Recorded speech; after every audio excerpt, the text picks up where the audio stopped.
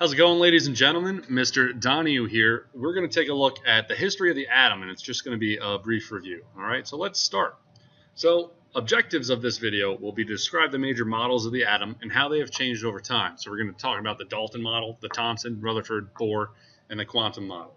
And we're going to explain why these changes were made, like why did we have to update one of the models over time. So we're going to start with the John Dalton, or the Dalton model, which came about around 1809. So the major points of the atom is, hey, what does an atom look like? Well, one, atoms are indivisible and indestructible. Basically, you can't destroy them. They're the basic unit, and they are going to look like a solid sphere. It's just an indestructible sphere. Now, each element has its own kind of atoms. So this would be like element A or something, and this would be element B, and you can see they have different kinds of atoms. Compounds were a combination of these different atoms in defined ratios. So it's saying like, all right, well, when we combine them, they're going to hang out with each other, and that is a compound. It's when you have two different elements bonded together. And chemical reactions are simply just the rearrangement of these atoms. It's making them bond with different elements and changing your bonding, right? So in the experimentation and stuff, things that they observed was that different compounds could be made using fixed proportions of different elements. So for example, if I use 12 grams of carbon and 16 grams of oxygen, I can get compound A, right? So this will be compound A. But hey, if I doubled the amount of oxygen from 16 to 32, I can still get another compound, and this would be compound B. So there's a fixed proportion, like for this one, it would be multiples of 16 for every 12 grams of carbon. It's always in a fixed proportion. All right, so then the Thomson model. J.J. Thomson came along and made some observations that said, hey, that model doesn't work anymore. We got to update it. So things that were observed. There was negative particles being emitted from the atoms, right? So that's the first observation. There was this cathode ray tube, or CRT for short, and you apply a voltage to some, atoms. You got a gas in there, and a beam of negatively charged particles came out. So we ended up with, all right, well, hey, where did they came from? They came from the atom. But I thought the atom was indivisible. No longer is that possible. I was able to get some negative matter coming out of an atom. So it's no longer indivisible, right? That's not a thing. Charged particles make up the atom. So if we have a negative charge, we must also have a positive charge, because I know that the atoms in here are neutral. So, all right, well, how does that change what our model looks like? Well, no longer is it going to look like this solid sphere. It's going to look something more like this. It's going to look like plum pudding. If you're not familiar with plum pudding, I think of it like a chocolate chip cookie. So in the chocolate chip cookie, we have the positive cookie, and then we have these negative chocolate chips, right? That's where those negative particles came from. It's still a solid sphere in the Thomson model, but there's positive and negative charges that make up the atom. In 1911, the Rutherford Model came about. They did an experiment where they shot some alpha particles, which is a positively charged particle, at gold foil. So the gold foil is really thin. And the thought was, all right, well, if atoms are these solid spheres with charges in them, they're either going to punch right through them or they're going to stop, right? And that's what we would expect. But what we actually observed was, one, most of the particles passed right through. So most of them went through, and you can see that over here. But some were deflected. So you can see, over here, we get a deflected beam. The particles were deflected.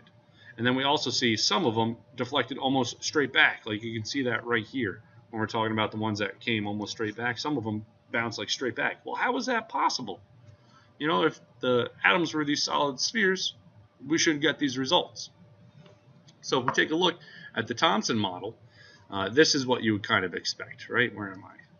Right, so you would expect the beams to either go right through the atoms or get stopped. So you would expect just that alpha source, the positive charges, to just go right through. But most of them did do that, but some of them were deflected, right? So some were deflected. You can see those right here. Some of those were deflected. And some of them were bounced almost straight back, right, at a large angle. Well, so what? What does that tell us about what the atom must look like? Well, because most of the particles passed right through, the atom's mostly empty space. Because some were deflected, that tells us that we got a positive charge in the center of those atoms. It's the nucleus. And the fact that some of them were deflected almost right back helps tell us that the nucleus is small but massive, meaning there's a lot of mass in a tiny amount of space, and that the negative charged electrons must be outside of that nucleus. So we get something that kind of looks like this. You've probably seen this. This might be the image that comes to mind when you think of an atom. You have this positive center right here, and then you have these electrons going all around the outside. And then most of it right here is empty space.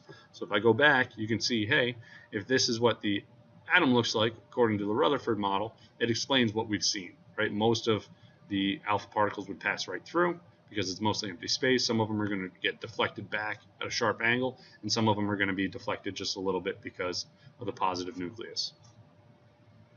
All right, but then Bohr came around in 1913 was, hey, there's some more observations we need to look at. He was looking at light. So light is produced when electrons change energy, when they lose energy. So if I'm talking about like energy, the electrons start at a high energy and then they drop down to a lower energy and they give off light. All right, but if we looked at each element only produced a specific bands of light. So this is for hydrogen, and hydrogen only emitted very specific wavelengths of light with very specific energies. Well, how is that possible? Well, the only way that that's possible is if the electrons must only be in specific energy levels and not in between. So it's gonna be, they're either in one spot or another, and they can't be in between. So what the heck is our atom gonna look like? It's gonna look kind of like this right down here, right? So the atom is gonna have a small nucleus still, positively charged and massive, so that's still the same. But now the electrons, instead of not really knowing about where they were at, they have to be in defined energy levels going around the atom, right? So it kind of looks like planets orbiting the sun. And that's the Bohr model, right? It looks like planets orbiting the sun. But then things get really, really complicated because of this whole Heisenberg uncertainty principle, right? With this, basically it's stating that you can't actually know exactly where something is and how fast and where it's going, or its momentum. Because matter has a wave-like property to it, right? So if this is what you thought an electron looked like, that's definitely where it is. What an electron's actually doing is that it's got a wave property. It's actually moving around. It's not just in one spot. It's in a few spots. It's moving around. It's like a wave. So how are we going to describe where an electron is if we don't know exactly where it is and how fast it's moving and where it's going? We have to describe it as where you're probably going to find it, probable locations of it. So it starts to look like a cloud, where the darker areas are where you're most likely to find an electron, right? Because if an electron's moving around like this and I'm trying to describe where it is, you can kind of describe it as a probability. Well, most of the time you're going to find an electron kind of in the center, but because it's got a wave property, sometimes you'll see it up there and sometimes you'll see it over here. So how is that going to affect what the atom looks like?